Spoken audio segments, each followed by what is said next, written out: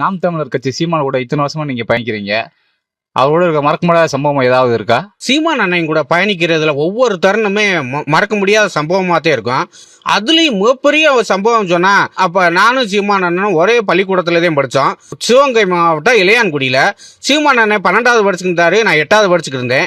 அப்போ 2 பேரும் பள்ளிக்கூடம் போகிறப்ப மலையை 2 மலையை கடந்து ஏறி இறங்கி போனோம். காவிரி ஆறு ஓடும்.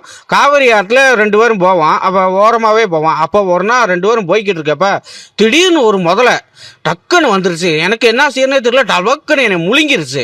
முழுங்கி நான் உள்ள வயத்துக்குள்ள போயிட்டேன். ஃபுல்லா இருட்டு. உடனே என்ன செய்யறனே தெரியல. உடனே சீமான் அண்ணே அண்ணே அண்ணேன்னு கத்துறேன். உடனே சீமான் அண்ணன் உள்ள டபக்குன்னு பாஞ்சு உள்ள வந்துட்டாரு.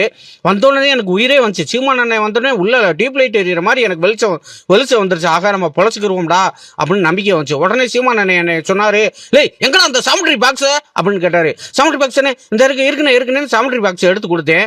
உடனே அந்த சாமுட்ரி பாக்ஸ் எடுத்து அதில் காம்போஸ் இருக்கும் பார்த்தீங்களா, காம்போஸை வாங்கி அப்படியே முதலையோட நுரையீரலை அறுத்தாரு. அறுத்தோடனே முதல்ல செத்துருச்சு. அப்புறம் அந்த குடலை பூரா அறுத்துட்டு வவுத்த ஒரு கிழிச்சிட்டாரு. கிழிச்சிட்டு அவர் வெளியே போயிட்டு என்னையும் கையை பிடிச்சி இழுத்து வெளியே கூட்டு வந்து அவர் நீச்சல் அடிச்சுக்கிட்டே போனால் நான் முதுகில் ஏறிக்கிட்டே நீச்சல் அடிச்சு காவேரி கரையை கடந்து என்னை உயிரை காப்பாற்றினாரு. அந்த சம்பவத்தை உண்மையிலேயும் மறக்கவே முடியாது. உண்மையிலேயும் அதெல்லாம் யோசித்தாரு பாருங்க. சாமுட்ரி பாக்ஸை நான் எடுத்துட்டு வரேன், இன்னைக்கு எனக்கு கணக்கு பரிசு இருக்கு, சாமுட்ரி பாக்ஸை கண்டிப்பாக எடுத்துட்டு வருவேன்னு சீமான் தெரிஞ்சிருக்கு. அந்த நொடி மட்டும் அவருக்கு ஞாபகம் வரலன்னு வச்சுங்க, முதல்ல வயிற்றுக்குள்ள நான் போய் செத்துருப்பேன். நல்லவேளை சீமான் அண்ணன் தான் காப்பாத்தினாரு என்னைய.